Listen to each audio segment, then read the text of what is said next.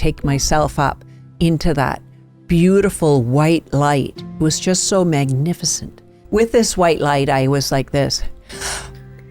And I could feel it like fused inside my body. And I could see these gray, like, and I thought, oh, those are other spirits going up. And then my mom's face came down.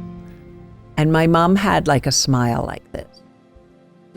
And this massive figure appeared in my living room. And it said, there are 5 dimensions of self. He said, I'll be the first in line for you. Mm-hmm. And he said, I'll be waiting for you. I'll be protecting you the whole time.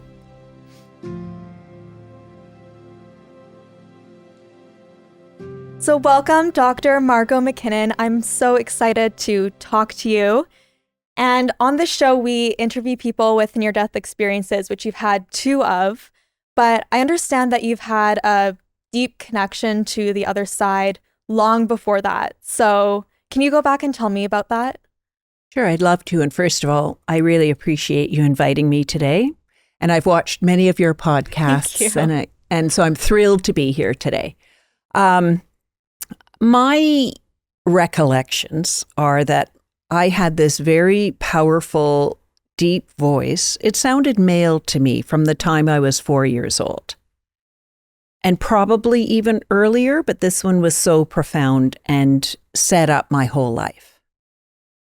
And I was 4 years old. I used to live in Quebec City, and my parents were down in the basement watching television. I was tucking my little doll Michael into bed. I was a real mom, like, at 4, and I had the little blanket, and I was pulling it up, and I heard this voice, and it said, "You are to be a teacher." And I said, okay. And then that was that. I became a teacher. And I run like meetups and webinars. And I have a little picture of me going to my first day of kindergarten. I have a suit on, Lauren. A suit? Oh, yeah. I have a little jacket. I have my little skirt. I've got, which you can't see in the picture, but my mom bought me a briefcase. You were ready to run the class already. Yes, 100%. So I knew I was to be a teacher. But at the same time, I do remember that voice coming in a little bit earlier. We used to live in Florida when we were little kids. My dad was a space scientist, and we had a house that we were renting on the beach. Don't get any impressions that it was a magnificent mansion. It was a little beach shack. I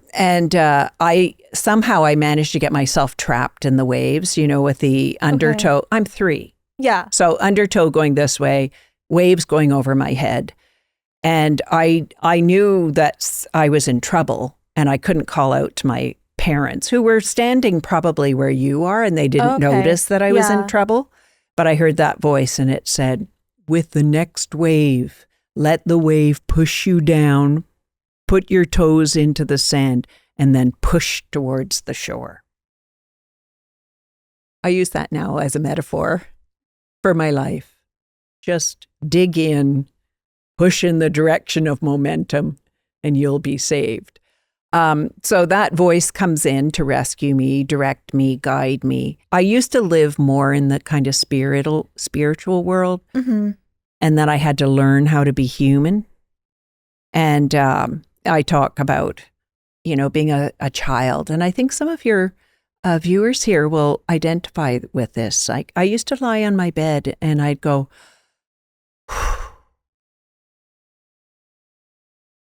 how long do I have to stay here and do this hard thing called breathing and eating and going out into the world?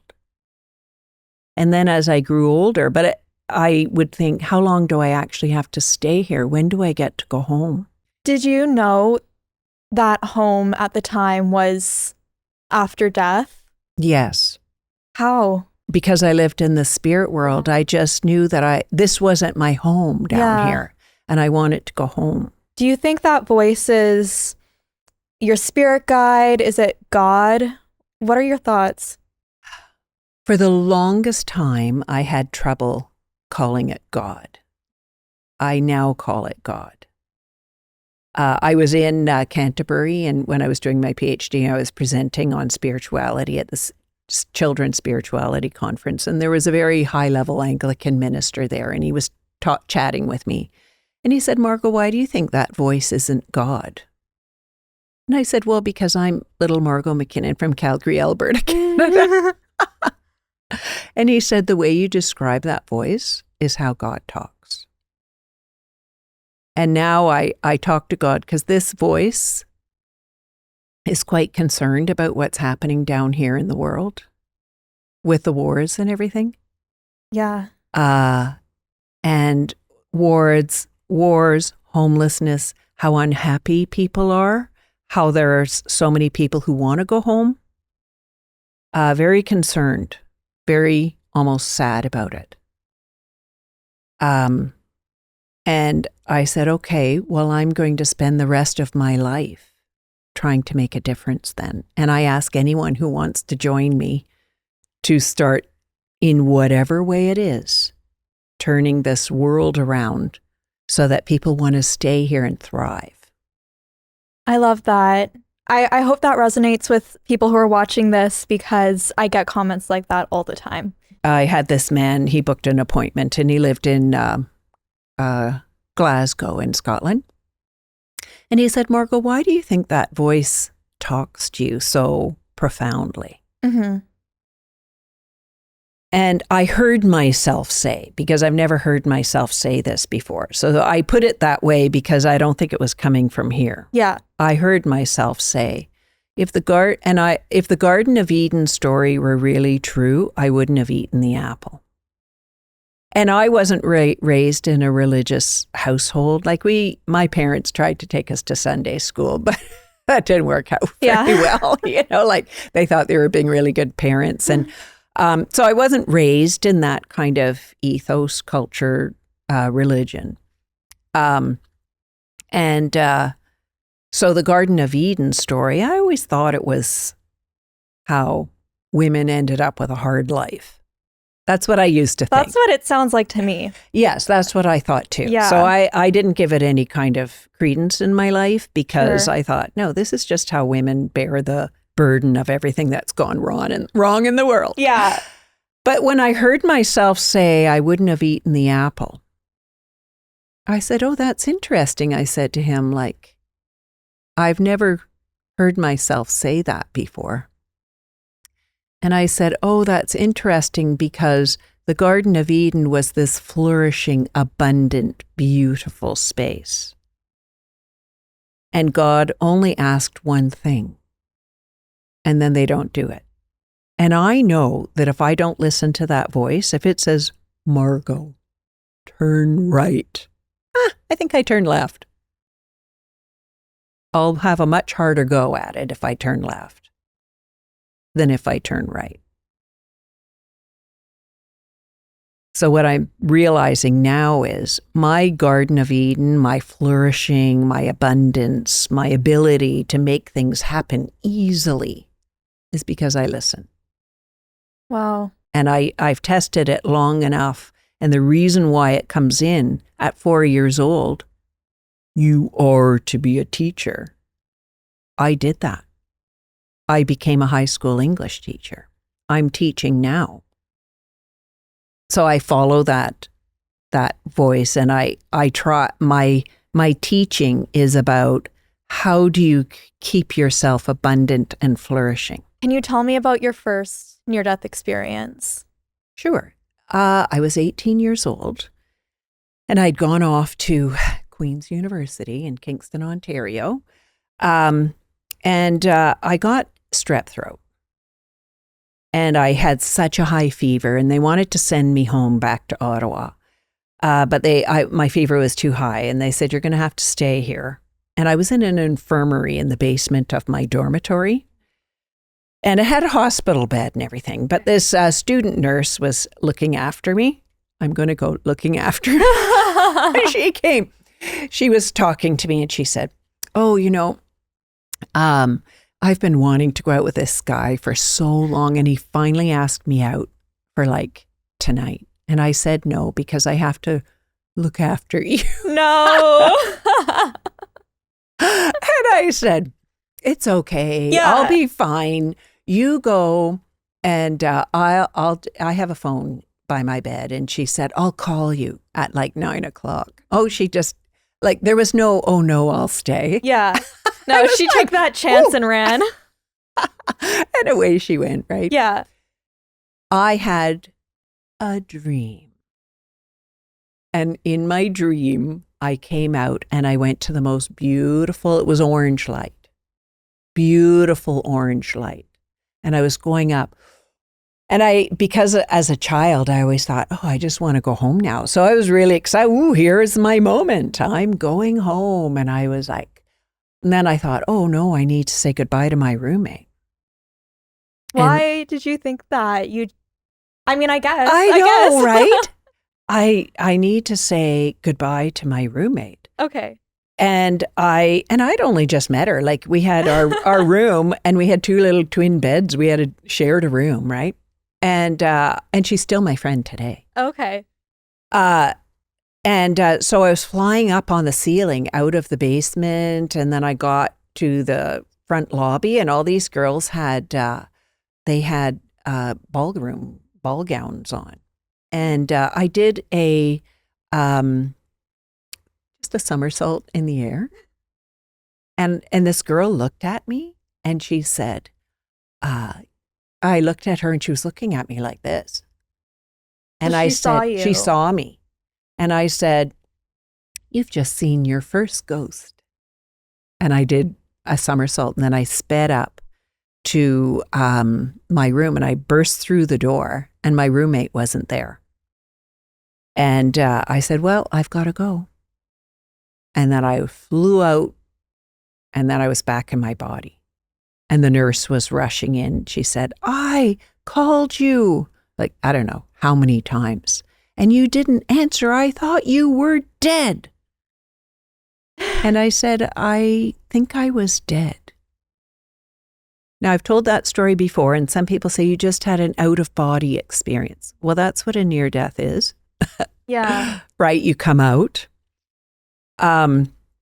And you go and have experiences. So I didn't get very far in that one because I was interrupted.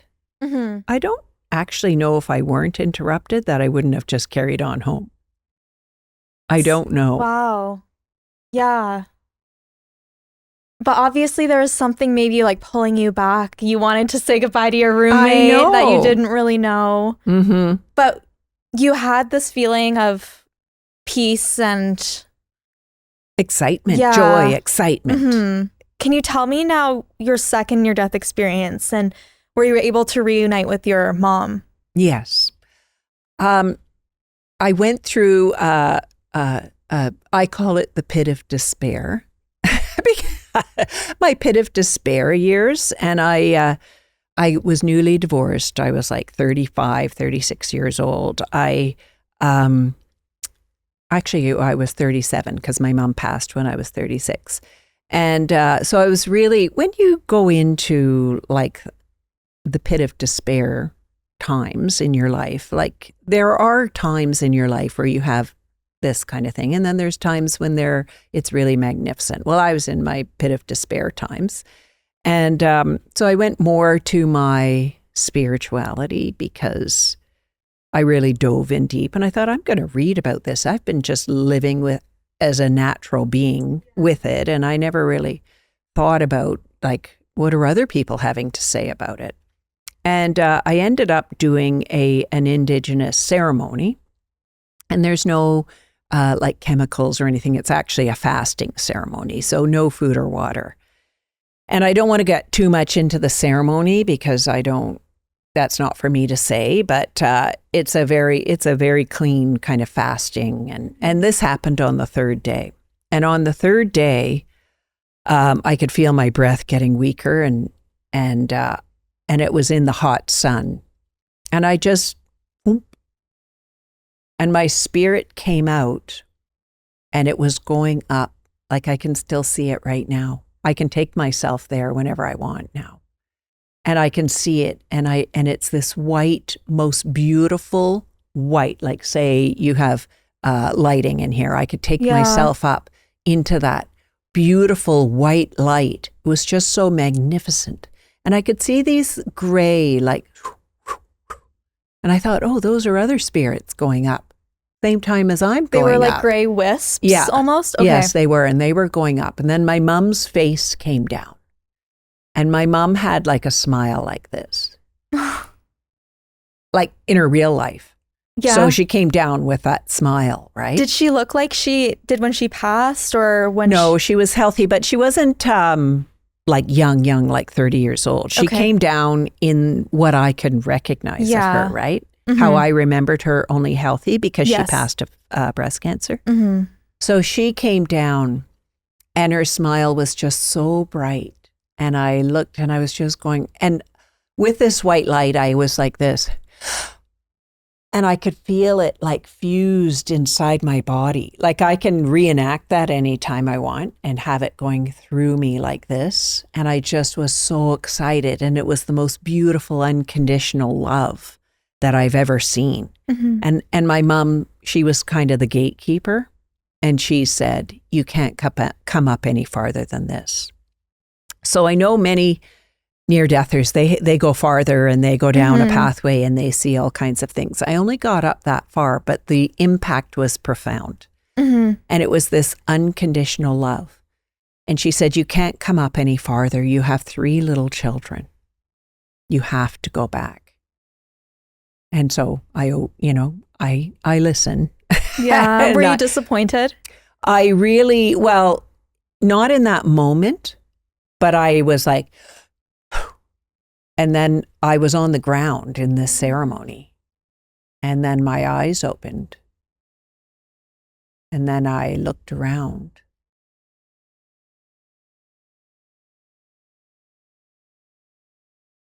I didn't know I was human. I had to. And this is a recurring thing for me when I get too far out of my body. I'd look around and I didn't know that, I couldn't see that those were human beings or anything. I didn't know what anything was. And then I heard this, you are Margot McKinnon, the teacher. Oh, right. That's who I am. I'm Margot McKinnon, the teacher. Right. And that's my anchor in this life. I'm Margot McKinnon, the teacher. And I came back in. But when you say, was there a sadness about coming back? There was a sadness at what it's like down here. Yeah. And I came down here and I thought, oh, you know what? This is so harsh down here. So abrasive. Unnecessarily cruel down here. But then I thought, okay, I was still in ceremony. I had another day to go. So and you still fasted? Yeah. Oh, yeah. I still had to keep going. Oh, my gosh. So I came back inside my body and I thought, you know what I'm going to do? I'm going to try my best to create that feeling of unconditional love wherever I go. And I'm going to start with my children, who were also, because we were going through a divorce, you know, the unconditional love part for them, and my students in my classroom. Because I really enjoyed working with behavioral kids. And because I felt they were off their blueprint and they deserved more in their life, they just didn't know how to get there. And I really loved working with them and then showing them what unconditional love looks like. So I put that on as my very, like kind of my sense of purpose moving forward. But I realized that I had to start with myself. So bring myself back into that Garden of Eden state. As a teacher, I was exhausted. Going through a divorce, I was exhausted. Raising 3 little kids, I was exhausted. But they did go to their dads, like for every other week. They went on Thursday, Friday, Saturday, Sunday. So I was driving my kids after this ceremony. I was driving the kids to their dads to drop them off on my way to work. And I was crying so hard Like I was crying so hard. I had to pull my car over because I couldn't see through my tears. And I was just like, how can I live without my children and how they're going to go there for 4 days? And then that voice came in and it said, you can either cry for 4 days or you can use your 4 days to get yourself back. And I said, that's a really good idea. I did everything. And I've talked about this in other places. Like I tried to be an artist and a cook and a pastry chef. Well, I found out I wasn't good at a whole bunch of things, but I was very good at writing and photography and that kind of creative stuff. So I really built myself back up. And that's when that voice came in so much stronger for me. When I came back to myself, not in my sad self, but in myself where I was flourishing and I was excited about my life and I didn't want to go home now. I decided that I was going to make my home here and I was going to make it a beautiful home. And that's when everything turned around for me, was in that moment. Oh. Mm-hmm. I feel like moments like that happen in the car often. Yes. Your mind is not, I mean, you're kind of in a meditative state almost. Mm-hmm. In the shower, in the car, when you're just doing like a menial task, and then you get these moments of like epiphanies almost. Yes. And my epiphanies come in like, mine aren't like channeled messages. I see some people who have channeled messages. My messages come in like this. Oh, that's so great. Mm-hmm. I really love that. That's powerful. Tell me more about that. And then I'll go to my journal book and I'll put them into my journal book. So, for example, I was out for a run and somebody said to me back again about why this voice comes to me so easily. And I have to say, when I was in my sad time, it wasn't really around that much. It's when I got myself back that now it's like full force. I feel like I could talk to you about this forever, but also my favorite part of your story is when you were given the 5 dimensions of self. Can you tell me about how you got that information and about the book you wrote about it? Yes, I'd love to, because that changed the entire trajectory of my life. Mm-hmm. So as I was saying earlier, when I decided to climb out of my pit of despair, Yeah. and I was going to use my time to improve myself and and remember who I am. Mm-hmm. I felt so lost, like I was so numb, like I had been a bird in a bird cage with the door clapped shut. And now I'm free. I can explore whatever it is that I want to. And once I had that and I was so excited, and people said, how do I get your life? Well, this is how you do it. And my principal came along and said, Margot, we'd like you to be a principal of a high school, but you have to get your master's degree. And I thought, okay. So I did this thesis on teacher professional growth plans and how you create organizational culture around teacher learning. So I had to take 10 courses to write a thesis. The very last course I took just for myself, and it was called Philosophy of Mind. And the homework assignment was, how are the body, mind, spirit related? And I thought, oh yeah, right on my street. Yeah. I love it. Yeah. So I went home and I have a little thing I do. That voice and any of my other spirits that are real high pitch level, when they need my shiny floors, no dust, everything clutter-free environment. I had to do a nice little cleaning and light a candle. And then I got on my couch with my yellow pad of paper. I wasn't expecting much. I thought I was going to get a answer. And so I said, so how are the body, mind, spirit related? And this massive figure appeared in my living room. Like it was too big for my living room.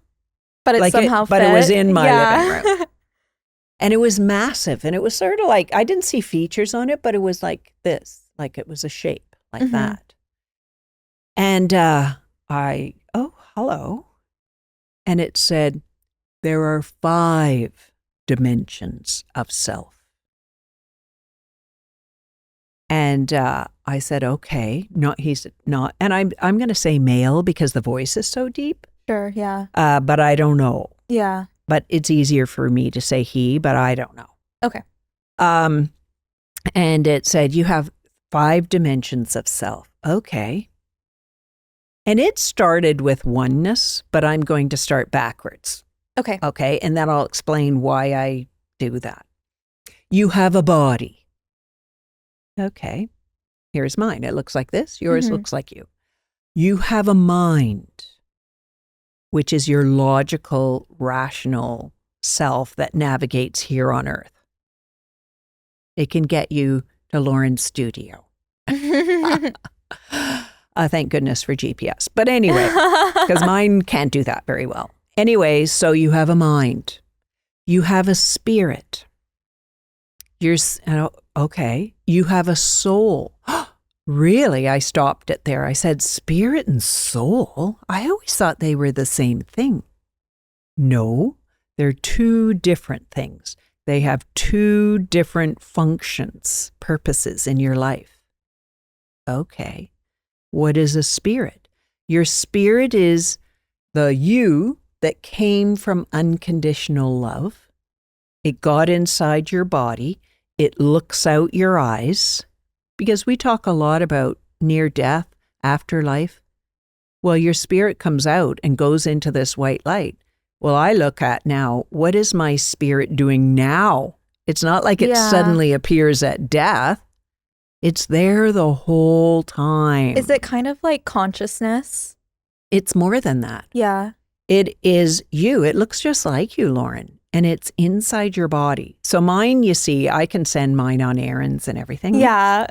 Like it'll go out and go and look for this. My son's girlfriend, she phoned me up. Can you send your spirit on an errand for me? I need this to happen. Okay. So I was there in my white light trying to send my spirit out for an errand for her. And so mine can go out and run errands. It can check on people. It can create these magical moments.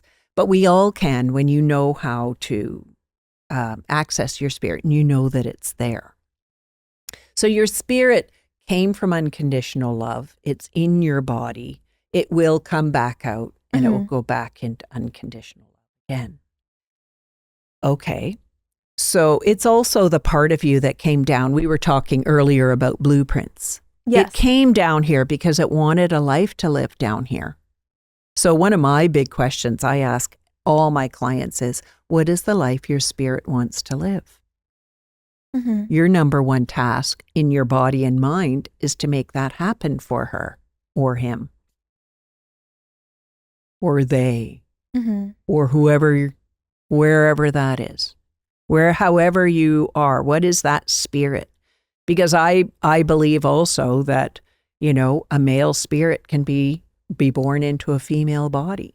So do I. Yeah, I believe that. I believe that a male spirit can be and just go, just like when I had my second near death, I don't know, I'm Margot McKinnon. Yeah, I think a male spirit can be in a female body and look at it and go, this doesn't make sense to me. Or the other way around or whatever. I'm very, I really believe in the fluidity of all of that. Anyway, so it said, so that's your spirit. It values unconditional love. It came down here to have a life. Your soul aspect is your purpose, your reason for being here. And mine came in very early in my life. At 4 years old, you are to be a teacher. But you can find it many ways in your life. And your soul purpose can change and grow. Okay. So then it said, and you have oneness. So that's your God aspect or oneness, creator, universe, whatever word you use. I know God, sometimes people say, I don't like calling it that God. It doesn't resonate, but use whatever word resonates for you, right? And so I'm calling it God. I used to call it universe, then white light. Anyway, oneness. So oneness, your oneness dimension is your connection to God, universe, creator, but also your connection and belonging here on earth. So it's that part of you. Mm-hmm. But here's what that voice said. I thought I was done. I thought I had my homework assignment all done. Yay, great. I'm going to present that. And it said, no, I'm not finished. Okay, what else? You're born dominant in one of those dimensions and you grow the others over time, or not if you don't want to. So body dominant people love the hair, makeup, nails, fashion, jewelry, cars, design, the whole physical, tangible part of life. But sports, but those kind of sweaty body sports. Okay. You know, like I don't know what your gym class was like. I'm way older than you. But we would have to go in and then, okay, change the pennies and the next group will wear, and some guy, sweaty guy would be peeling off his penny and handing it to me. And I'm going like, I'm not wearing that penny. But a body, oh yeah, great. We yeah. And they're in there with these very rough and tumble. Sure. So sports, I did long distance running Mm-hmm. because then I could run by the river. Like I'd run 4 miles every day, 6 miles, whatever. I ran a marathon. I did 10Ks. But that's because it's meditation for me. Yeah. To be in, so I can do that for long periods of time, but I don't want to play basketball. Okay. And when I did, because of my height, I'm 5'10", my gym teacher always wanted me to play basketball. I became very good at my 3-pointers because I really didn't want to get in there where you had to like fight for it. Yeah, I'm not body. So now I just say, you know what? I'm just not body dominant enough for that. Mm-hmm. And mind dominant, very logical, rational systems. And you can often tell what you are by how you respond as your stress behavior. So you're excellent at like creating a system, organization. You know, you can be a lawyer, an accountant, all those really systematized kinds of professions. But when they're stressed, when their structure breaks down, they get stressed. And then they may want to blame. They may call people, I work with a bunch of idiots around here and they're not following my system. I was driving with my friend and she was calling everybody an idiot on the road. And she finally turned to me. I bet you think I'm an idiot. Kind of do, because not everybody's an idiot on the road. But anyway, so that's mind dominant. Then you have spirit dominant. They value unconditional love, peacefulness, a conflict-free life. And they can find this world to be unnecessarily harsh and abrasive, cruel. They don't want to go in gym class and go and play rugby. I remember having this boy in my class and I knew he was spirit dominant because he was one of those ethereal kind of poet types. He's like the last one to leave, packing up all of his stuff. And I said, where do you have to go next? Gym. I said, what module are you on? Rugby. Oh God, poor guy. I could not imagine him playing rugby in a million years. But in school, we make them all play rugby and, you know. So anyway, so that's spirit dominant. And sometimes when the world gets too much, that's when they have those feelings of, I just want to go home now. Spirit dominant. So now I help spirit dominance, like keep their spirit in, create the life they want, so that they're living their vision, their peacefulness here on earth. And they're extraordinary. Soul dominants have a purpose in life, and that's all they want to do. So don't ask them to sell lipstick at a lipstick counter if they want to be harvesting kale somewhere, you know. So they are very soul dominant. And then oneness dominant are those connection belonging people who know how to make teams and all of those people. Okay. I happen to be a spirit dominant person, but I have now elevated myself. I believe in that. I want to keep growing my whole life. I worked on it, and now I no longer want to go home. I've created the life my spirit wants to live. I'm showing other people and supporting them in creating the life they want to live. And then I have some mind dominance in my group where they're going, no, I know there's a spiritual side to life. So because I have a PhD, I can now move between that kind of mind dominant world and a spirit world. And so now I can help them bring more spirituality into their workplace. But as I was saying, with that figure that came in for me, it put oneness first. So it said, you have oneness, you have soul, you have a spirit, you have mind, you have a body. And when I wrote my first book, I called it The Exquisiteness of Being Human, because at that time in my life, I was wanting to go home. Yeah. And I thought, I've got to find the exquisiteness of my life. To convince yourself. I've got to do this. But in this book, I put oneness first. Yeah. And you know, like when that voice told me that figure came in and told me that, it told me about connection and belonging, oneness. I didn't understand what it was because I was so spirit dominant. I didn't have a lot of connection and belonging on this earth plane. I didn't even have connection and belonging with myself. Yeah. And so I think in here, the oneness chapter is a page and a half long. I said, okay, I'll write it down for you, but I really don't know what this is. And I'm not really a team kind of. I like running by myself. So running is a perfect thing for a spirit dominant, kayaking, going on for a paddle, you know, any of those, going on a cycle, swimming. They're perfect for spirit dominants who just want to be alone and kind of in a meditative thing. So anyway, it said oneness though, right? Connection and belonging. And think about it, Lauren. It says, what would happen if everybody put oneness first? Would we be in all these wars that we're having right now? Would we have the amount of poverty we have right now? No.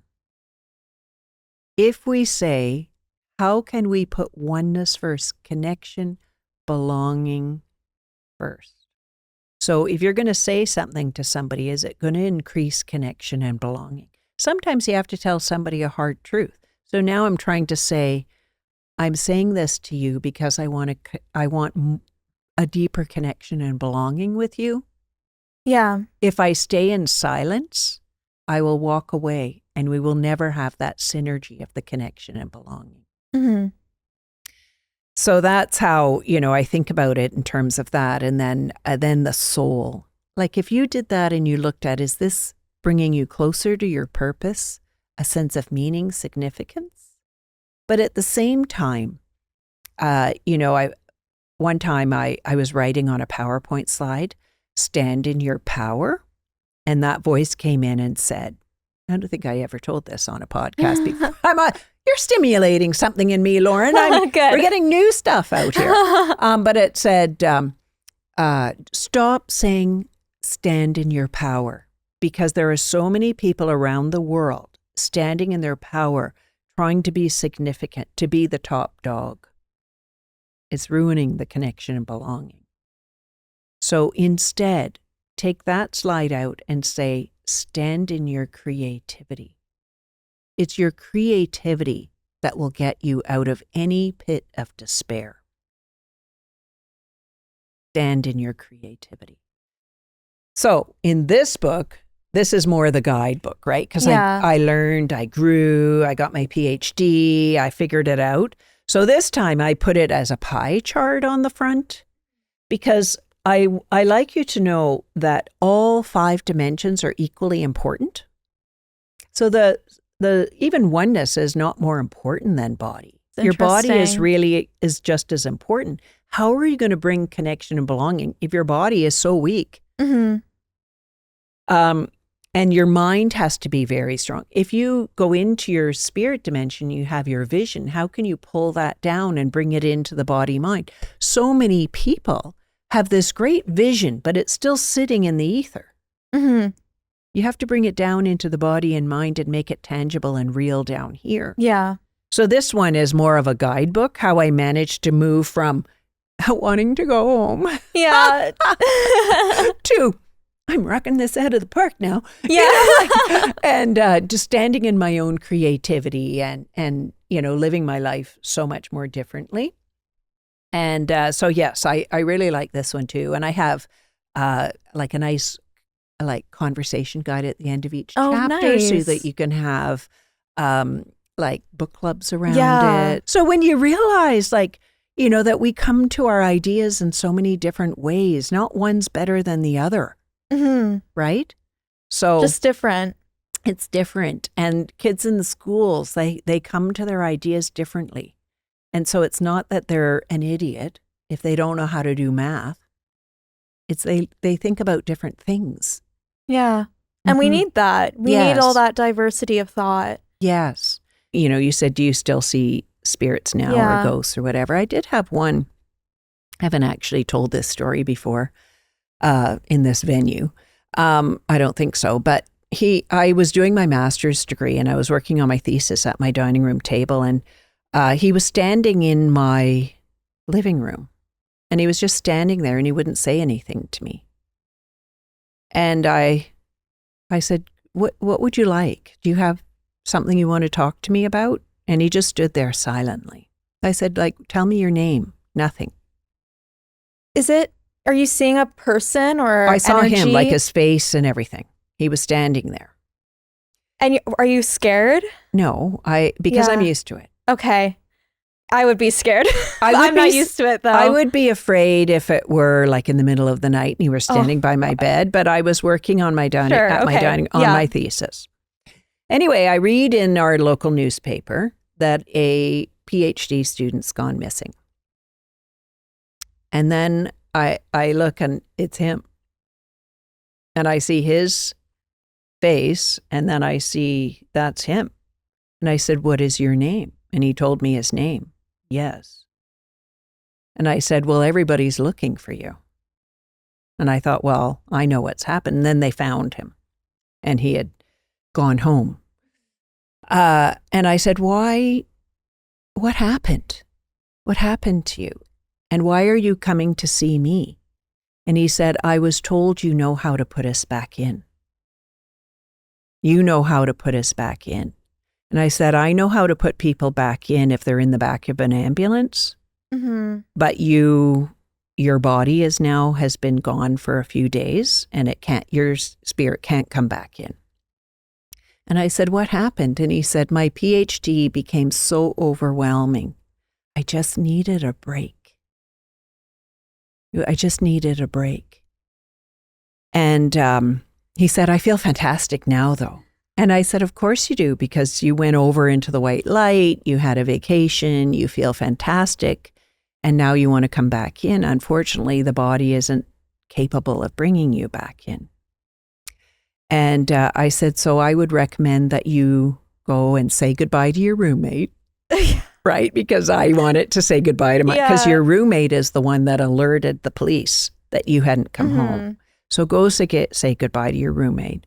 Go say goodbye to your parents, and then let's help you move over into the white light. I said, I can't put you back in. And I said, and I will tell you that I will help anybody who's doing their master's or PhD who feels as overwhelmed as you. And I did have that. I had a woman come in a puddle of tears with her PhD thesis, and I sat down and helped her rewrite the whole thing. Yeah.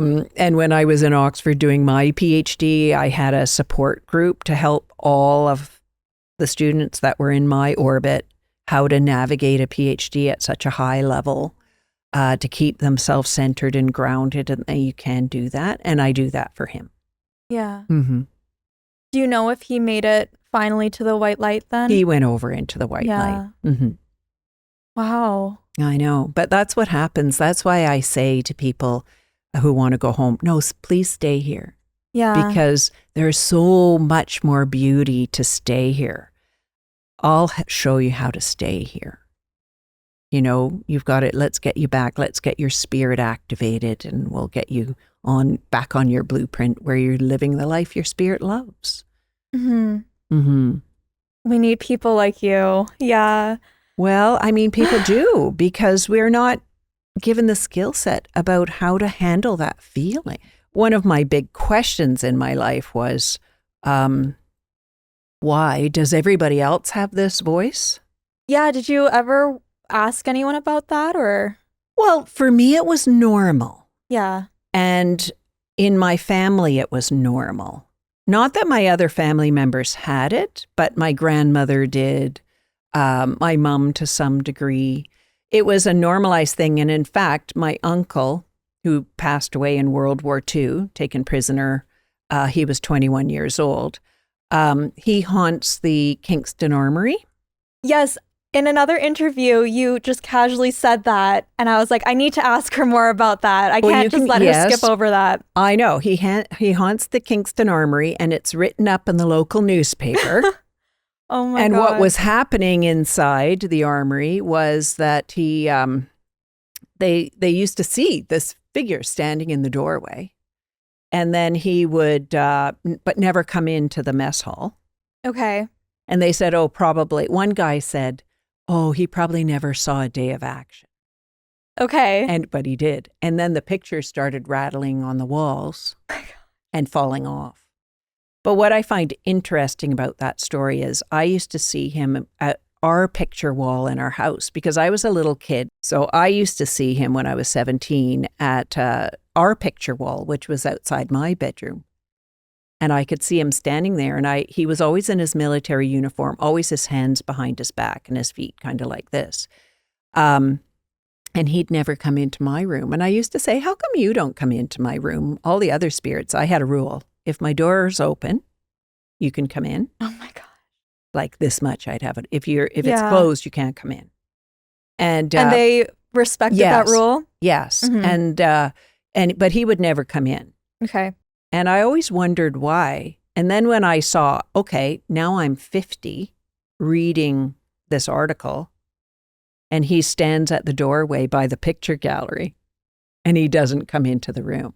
And I thought, he behaved the same way in our house. And a beautiful part of that story with Remembrance Day coming up is he was going to ask this woman named Elsa to marry him, and he even sent his buddy to get a diamond ring for her. And then he got captured and he was killed. And she survived. She was a nurse in World War II. And guess what? When I was in Oxford doing my PhD, my dad phoned me up and said, are you going to be in Calgary anytime soon? I said, yes, I am. There's a woman named Elsa, and she's going into a senior's home, a long-term care facility. And we think that she's the Elsa. And so I'll probably cry a little bit, Lauren, but are you coming back to Calgary? Could you visit her? And I said, absolutely, I'll be there in 2 weeks. So I bought a big bouquet of roses in a vase, and I went to see her. And I said, my uncle would like you to have these. That's so sweet. And then she was so aware and everything. It was just, she was frail physically. Of course, yeah. But she told me their whole love story. That's so sweet. So I suspect my uncle, if she had a picture gallery, he was probably there standing by her picture gallery. Yeah. I asked her what happened. She said, I never married and I never had children. He was the love of my life. Oh my goodness. And then she grabbed my hand and she said, I never thought I would hold his flesh and blood ever again. Tearing up. I know. It was such a beautiful story. And he had given her his 2 hat pins from his beret. And he said, hang on to these hat pins, which is how we found her. She sent the hat pins back to the military college. Okay. My dad passed away. My son's in the military. I just gave him on Saturday the hat pins. So they're on now to him to take care of. Okay. I'm so glad I asked more about that. That's such a beautiful story. It is a really beautiful story. And I feel so deeply honored and privileged that I got to meet her. I'm so glad you did too. I know. I guess, would you ever have if she hadn't returned the pins? We wouldn't have known. Yeah. Okay. But she returned the pins, and now I ceremoniously gave them with the beret and everything to my son. Wow. So, getting back to your original question about voices and when did I hear it? So it's when I really made that commitment to create that space and awareness for people to make this their home, but in the most beautiful way. And with unconditional love, but beauty and elegance. That's when that voice is coming in really, really clearly for me.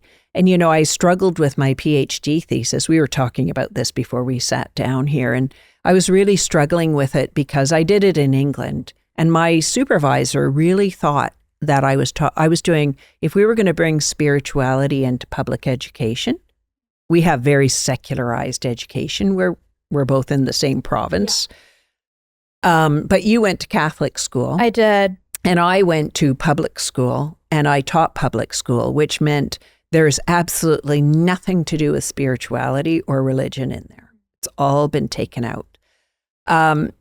So I was trying to explain that in England, that we're not going to bring a religious model back into our public school system.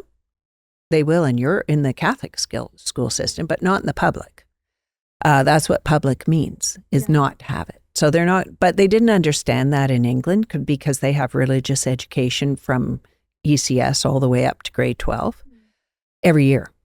So anyway, they didn't understand that I only wanted to look at spirituality, which is a much more personal, lifelong, experiential quest to find out your own personal meaning to life.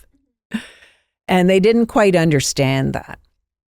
And so I came home and I thought, I'm going to finish my thesis here. But I did want to kind of kick it in the garbage. Okay. I was going to kick it in the garbage. And I already had a first book. Like I'd written one book already, right? And I thought I can just carry on with this. I don't need that thesis. I'm going to just kick it in the garbage. And I said, but before I do that, voice that I now think is God. Yeah. I said, if you want me to finish this thesis, you're going to have to give me a sign in the next 15 minutes. Because I may not kick it into the garbage. I may burn it and then destroy all my files. Because I'm really done. Yeah. So if you want me to do this, you better bring me a powerful sign. Okay. So I go for a walk. I just close my computer down. I go for a walk. I come back in, take my coat off. I open up my computer and there's an email from a woman in Lebanon saying, have you published your thesis yet? And so I said, so she said, I saw you online with your thesis about spirituality and public education. And I thought, there's a woman doing my topic, but from the Canadian perspective. Oh. And I'm in Lebanon, and I'm doing the same thing, and I need your data so I can support my data. So you need... Oh, my God. So I wrote to her, and I said, well, I haven't quite finished it. Could you hurry up and finish it and then send me it, because I need your data to support mine in my lit review. Like, how more powerful of a message can you get? Well, I came up with another little roadblock there, and I was thinking I was going to kick it in the garbage. So I had a lovely man in my life who passed away in March, which, by the way, because I know you like to talk about near-death experiences and the dying process, and I've come to learn a lot about that since March. Okay. We're now in October. We're shooting this in October. Which I wouldn't mind talking about today. It's all fresh and new, and I've never talked about it anywhere else on a thing, right? So anyway, my lovely man friend had said, I wanted to kick it in the garbage. And he said, okay, before you do that, let's go to the farmer's market, because I know you love the farmer's market. He hated the farmer's market, but he was doing this for me, right? Yeah. So we went to the farmer's market and we're going around. And I said, okay, well, I'm going to go get us some nice coffees. So I'm ordering up the coffees, and I turn around and I see two people I know sitting there having a coffee. And I said, oh, hey, hi, nice to see you. And then I was browsing and I thought, oh my goodness, those are two University of Oxford professors in Calgary, my hometown, who were my biggest supporters of my thesis, sitting, having a coffee while I'm ordering my coffee. How does that happen? Oh my goodness. So I said, I just sort of thought I was in Oxford for a second, like just saying, hi, hey, guys, I've got these hot coffees. And anyway, so I sit down, talk to them, and they said, what's your roadblock, Margot? Well, I'm really struggling with my professor because he just doesn't understand my topic. So, for example, I was trying to explain the whole Canadian scene, why our education system, and I started with our Indigenous story. And he said, why do you put Indigenous at the front end of the Canadian story? I said, well, we start with Indigenous. That's our story. Well, I want that taken out. So it was really hard. That's our story, though. That's our story, right? And so I said to them, I would rather fail and tell the true story than pass and tell a fake story. And they said, we'll help you. We will be your supporters if you need me to be on your examining committee or whatever, right? So anyway, it was just how this voice shows up. And that's why it's not just in near deaths. If you watch out for it and you learn how to build that beautiful connection with whether it's your guardian angel or whoever it is, your spirit guide, your power animal, however it shows up for you. So for me, because I've had it my whole life, I don't know the difference. I can just step into that spirit world. I could step in right now. Mm-hmm. But I wouldn't be able to finish my interview. But it'd make an interesting video, though. Yes. But, I was thinking about and get back. So there's my lovely man friend. He passed away suddenly of a heart attack. Mm-hmm. So his boys, sons, called me, Margot, I don't know how to tell you this, but Dad just died. Can you come over? So I just sped over there. There was the ambulance out front and the police car and all of that. And I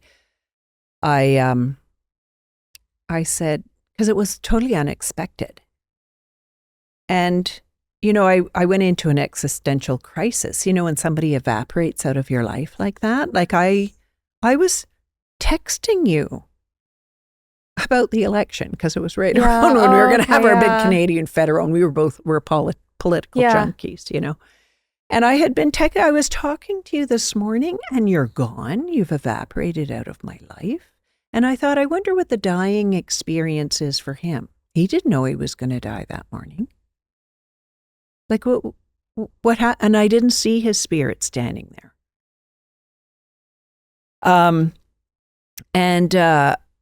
I thought, well, what happens there? And I thought you didn't know you were going to die, so you're probably sort of wandering around what's happening to me right now. And then my son had a friend, 33 years old. He had a heart attack at 30. He'd just gone for a 40K bike ride, and I went to his memorial, and I could see my son up ahead with all of his crew of friends, and his shoulders were just shaking in grief over his friend. He said, I just went for a hike last week. He just got in from a bike ride. He's died of a heart attack. So he went into an existential crisis. And then I had my own father. So I was asking questions to that voice about it. I said, so what happens? Well, and of course, it's all different. It just depends on the person. I said, what happens to somebody where it's just like this? And then what happens to somebody where it's my father and we know it's going to happen? Mm-hmm. So with my father passed away. He was 95 years old, expected. Yeah. And it was do you remember we had this happened at the end of August. And so we're in October now. Yeah. End of August. And so my sister said, I think it's coming. The time is coming. I was with my mom when she passed because my mother wanted to tell me all her what was happening to her spiritually. Oh, interesting. As she was making her way over to the other side. Mm-hmm. And so I went and I was there for probably 10 days. And I just, we just laid on the couch and she was telling me her stories about what was happening and what she was seeing and what she was hearing. And she wanted me to help her understand and to prepare herself for what was coming. That's so special. It's a very intimate moment and I feel really blessed. And then with my dad, which was only really a few weeks ago now, my sister said, I think the time is coming. And she said, I have to leave, but somebody needs to sit beside Dad. We can't leave him by himself. And we had care people coming in, nurses, and we had and he lived in a care facility and everything. But he was more worried about dying, afraid of dying. And he was such a resilient person. It's Yeah. like, I can beat this. Okay, you're 95, So anyway, I said to my sister, okay, we have an airline strike right now. We only have Yes. 2 airlines basic airlines in Canada. It's an airline strike on the major one. I have no ticket. But my friend just dropped me at the door of the airport, and I did my thing, Lauren. And I went into my white light. I went to the scene is crazy. Everybody's trying to redo their tickets and try and get on the other airlines. Yeah. And so it was just mayhem. I took a video and I sent it to my friend saying, I don't know if I'm going to get on there. And my family, I don't know if I'm going to get on there, but I'm going to try my best. So I looked up and I could see that white light space. And I took my spirit up to that voice. And I said, I need to get on a flight. Please wrap me in white light. Guide me to the person who can get me on that flight to get me to Ottawa. It's a 4-hour flight. And then I just was guided to this woman up at the front desk. And everybody in the line said, you go up ahead of me. And she said, well, for a one-way ticket, it's going to be $18.50. And I said, I don't care. I'd pay $10,000 if I had to get, I'd pay whatever to be with my dad. He was my greatest mentor. Now I'll probably cry. He was my greatest mentor, right? And the young man sitting over here, he wasn't really, he had his earbuds in. I don't want to talk to that old lady, but anyway, he had his earbuds in, and he was probably in his early 30s. And so anyway, I said to him, oh, were you in Calgary for business? And he said, oh no, I was there to see my grandfather. He's dying. And I said, I'm flying to Ottawa because my dad's dying. And then I found out he has the exact same job as my son. And he has to he's starting a project that's the exact same project as my son. And we talked all about living a life of service, death, dying, how important it is to be there for the people. He said, I won't be with my grandfather when it actually, so I'm saying, try as best you can to connect, whether it's on the phone, whether so anyway, I got there. How does, not only do I get a ticket, but that voice, and I think that voice is God, put me beside a young man who was going through the same thing as me. And we talked all the way there. We both had a tear when I left. And he said, because I said, I really hope my dad is still alive by the time I get there. Right? So I arrived and I sat with my dad, and it was in the beginning, he could still was awareness. And then finally, it got to the point where he was slipping away. And in this care home, my dad is religious. Okay. But he didn't care which denomination. He'd go wherever. Mm-hmm.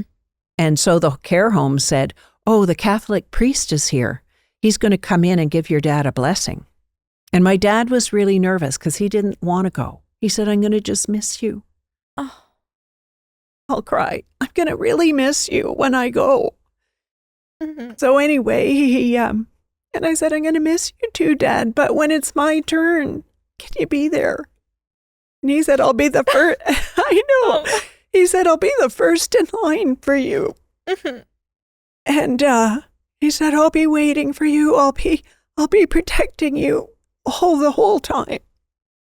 So anyway, the Catholic priest came in, and, when we did go to Sunday school, it was Anglican. So anyway, this Catholic priest came in, and gave him a blessing. Mm-hmm. And then he left, and another Catholic priest came in, and he said, Jesus has made a place for you, Dawn. You are free to go. All of your sins are absolved. They're waiting for you, Dawn. You're free and clear. You can go now. You can go now. You're free. And my dad had been kind of agitated up until that point. And so when they left, he was so calm. Good. Really calm. And I took a picture, like my sister said. here we are crying now. I know. My sister had said, I feel so terrible I had to leave. And I took a picture because my dad was holding my hand. And I took a picture of him holding my hand. And I sent it to her and said, he's in good hands. I'm not leaving. And I sat beside him and I said, Dad, I'm not going anywhere. I'm right here. Mm-hmm. You're free to go. We love you and we're going to miss you. But you're free to go. So anyway, what I saw was in him, I could see him now. He's relaxed and he was like talking. But he couldn't really talk. But he was talking. And I could see him laughing. And my mom was probably the funniest person you would have ever met in your whole, like if you saw her when she walked in the door here, within 30 seconds, you would have been laughing so hard you could hardly stand up. She just knew how to do that with complete strangers. That's why when she came to me, she had the big smile, right? Because that's her trademark. So anyway, I could see him laughing and I thought, oh, I bet he's talking to Mom. Mom's come down. She's going to take him home, right? Yeah. But another interesting thing that had happened was, so he passed in August. In the December, they had a big party at the, like their Christmas party at their care home. And when I went to visit him shortly after that, he said, when I was at that party, and he was in a wheelchair, he said there was a little girl about this high. And she came out of everybody and she had a little Christmas dress on and she stood in front of me and she was just looking at me. And she didn't say anything. She was just looking at me for quite a long time. Could have been 5 minutes. She didn't talk to anyone else, just me. And then she went off into the crowd again. And then she came back again and stood and looked at me. And I was looking like, who are your parents? Who are you? But when he was in his last few days, he said, who's that little girl dancing through my room? So I think he had a little girl who was going to help him bring him home too. And so after the priest left and he was there, he was laughing. And then I could see him pointing. Yeah. And you could see him like starting to brighten up as if he was really, his spirit was ready. He just needed that moment for the body to catch up. Mm-hmm. And so I feel really at peace. So when he actually passed, I felt relieved because I didn't want to see him in pain anymore. Mm-hmm. Relieved that I could see. And I was telling my brothers and sisters, he was laughing. You could see he was just bright and ready to go. Oh, that's so beautiful. I know people in my life who are very scared of death and dying, and I really hope that they're able to find peace with that and are not able. It just makes me so sad thinking that they might be so scared up until the very end. I'm really happy that your dad was able to find that peace. Well, he was scared, and what he was afraid of. My dad was brilliant. Yeah. He lived a complete life of service. Complete life of service. He was a show-up person. I never heard him ever swear. Mm-hmm. Nothing. He was just, but in his mind he thought, well, I must have committed some sort of sin that I didn't know about, and I'm going to be blocked from going to heaven and all of this, right? So he was to me, he was a pure perfection man. So anyway, but in saying all of this, I realized, because I think I have more of a connection to what happens to you after you die. Yeah. I hadn't actually thought about the actual dying experience. And I would equate it now, because I was with my mom and then with my dad. And I thought, oh, you know what? I think it's like being in labor. And I've had 3 children. Yeah. So with my lovely man friend, you know how you hear people in labor and it's like, oh, well, I had a few pains and I went into the washroom and then I had this baby. I didn't even know I was pregnant. Didn't even know, yeah. Right? And I think, okay, he probably had that one. Yeah. He had that kind. Mm-hmm. And then my mom, she knew it was going to, but she had a much more of a, oh yes, I I could have a chance to talk my way and think about this and get ready for it. And, I had support. My dad was there and I was there supporting her and everything. And then there was my dad, where we did put him on morphine. We had anti-anxiety medication, and I was there calling the nurse saying, could you give him, he's agitated, let's make this as peaceful as possible. So anyway, it was more like labor. He had a hard labor and delivery. Yeah. You can hear some women, I was there for like 48 hours, and, So I went to my other son and I said, I'd like to talk about my own, because I have a whole new way of thinking about it now. And when I was in labor, I did it naturally because I didn't want any chemicals. And that's not to say everybody has their own experience, right? And my pain level, your pain level, not the same. So I wanted to have it as natural as possible. And so I did.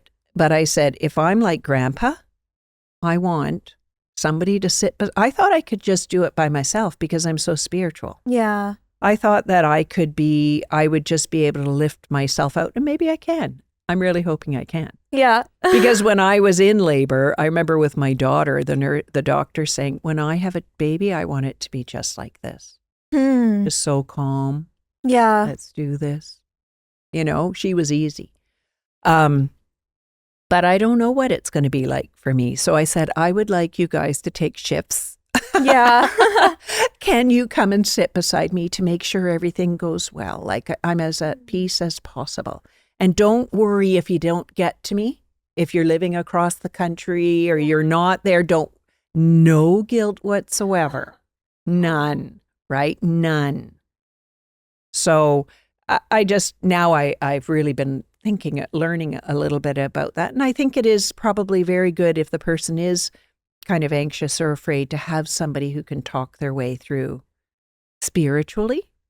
And it was important. My dad was a real sort of Christian person. So even though that's not my belief, I said, it's not about me. This is his experience. And if he wants a Catholic priest there, then he will get a Catholic priest.